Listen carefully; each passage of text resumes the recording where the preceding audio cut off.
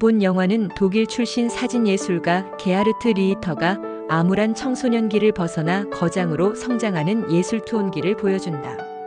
2006년 영화 타인의 삶으로 한국 팬에게 적지 않은 인상을 주었던 폰 돈너스마르크 감독이 메가폰을 잡아 예술의 힘이 이런 거다 하는 성장 메시지를 자신의 주특기인 연출 솜씨로 한국 관객들에게 펼쳤다.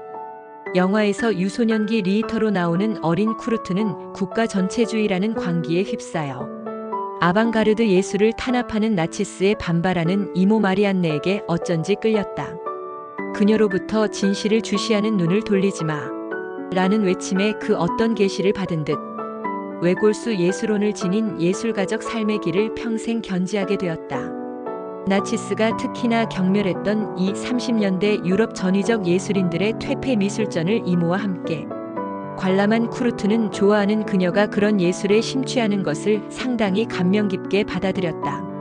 어느 날 자유분방한 예술혼을 추앙하는 이모가 집에서 누드로 바흐의 관현악 조곡을 연주하다 천상의 화음 톤을 발견했다고 감격해 어린 쿠르트에게 자신의 나신을 다 드러낸 채로 몸을 돌렸다.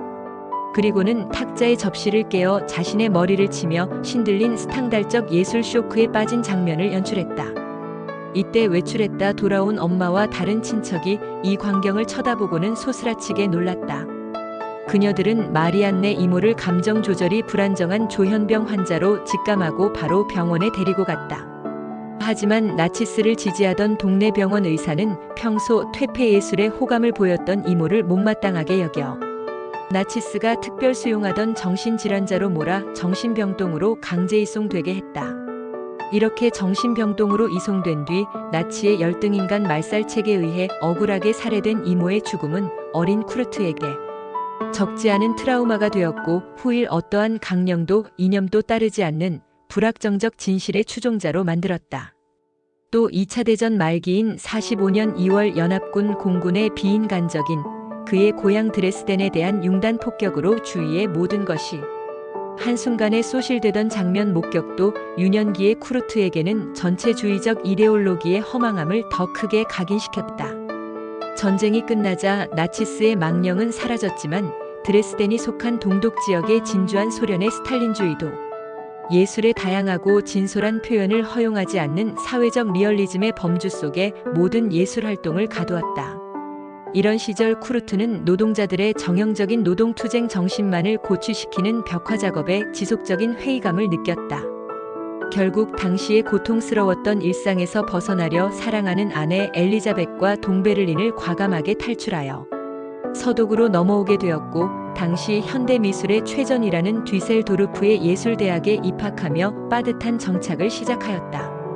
한편 전쟁 전 마리안네 이모를 가스실로 보낸 친나치스 의사도 종전 후 소련군 장성 부인의 위독한 출산을 도운 기여로 서독으로 손쉽게 넘어오고 이곳에서 의료적 명성도 가진 산부인과 제반트 교수로 변신해본 영화에 재등장한다. 그런데 친딸 엘리자벳이 혼전 연애로 쿠르트의 아이를 배자 서슴없이 낙태 수술해버리는 악인으로서 관객들을 놀라게 한다. 동서고금 어느 시대에나 암약하는 권력지향적 기회주의자 중 한 사람인 제반트는 한나 아렌트가 설파한 악의 평범성을 제대로 극대화하여 보여주는 속물 대마왕으로 쿠르트의 악질 장인 행세를 거리낌 없이 한다. 그러나 쿠르트를 서독에서 유명하게 만든 포토 페인팅의 한 등장인물로 나타나게 되어 자신의 전직들이 드러날 위기에 처하자 그냥 바퀴벌레처럼 다시 음습한 곳으로 잠적해버린다. 리히터 다시 말해 영화 속 쿠르트를 유명 예술가로 뜨게 한 포토 페인팅이란 것은 직접 찍은 사진을 캔버스의 프로젝터로 영사해서 이미지를 딴 후 사진과 비슷하게 밑그림을 그리지만 부드러운 붓으로 뭉개거나 고무판으로 밀어 흐릿하고 모호하게 보이는 효과를 더한 기법을 말한다. 이런 기법에 의해 묘사된 그림이 리히터가 주장하는 흐릿하지만 진실을 담은 그림이라 할 수 있다. 영화에서 쿠르트는 뒤셀도르프 아카데미의 괴짜지만 존경하는 스승인 안토니우스 판 페르텐으로부터 자기 자신의 혼이 담긴 작품을 만들라는 병력 같은 가르침의 충언을 듣고서는 오랜 기간 치열하게 고심하다. 드디어 이 기법으로 고안한 일련의 작품들을 만들어내고는 독일 현대 예술계의 주목을 받는 대가로 올라서게 된다. 쿠르트에게 예술적 영감을 주었던 이모 마리안네의 진실에서 절대 눈 돌리지 마. 라는 예술 자유정신의 추구는 쿠르트로 하여금 사진에서 일말의 진실성을 찾게 한다. 인간의 눈은 자신이 선호하며 아는 것을 우선적으로 보는 한계가 있지만 사진은 그런 제한이 없이 프레임 속에 들어온 것은 그 어떤 것도 가리지 않고 모두 다 보여주었기 때문이다. 쿠르트는 인간의 눈과 의식 속에서 선별적으로 그려지는 회화와는 달리 사진이 좀 더 객관적인 진실성을 띈다고 여긴 것이다. 그럼에도 사진을 베낀 그림을 다시 흐릿하게 처리해 모호한 회화처럼 보이게 한 것은 미술사적 맥락에서 사진과 회화 그 사이에 그 어떤 특별한 상태, 흔히 얘기하는 진실은 양극단의 어느 중간에 있다라는 금원과 일맥상통하게 하는 상태를 나타내려는 시도라 할 수 있다. 나중에 쿠르트가 유명해져 문화예술계 기자단과 인터뷰하는 자리에서 어느 기자가 마리안네 이모와 함께 한 쿠르트의 사진과 제반트 장인 초상화를 들먹이며 이 사진의 인물들은 누구냐고 질문하자 쿠르트는 어느 개인과 그의 개인사는 이 사진과 관계없다고 잘라 말한다. 리히터처럼 영화 속 쿠르트는 자신의 작품들을 통해 그 어떤 것으로도 의미가 결정되는 것을 원치 않았기 때문이다. 그 작품들이 자신의 개인사와 연결되어 해석된다면 더 이상 다른 의미로 확장되어 열리지 못하고 닫혀버릴 것이라 믿는다고 쿠르트는 답한다.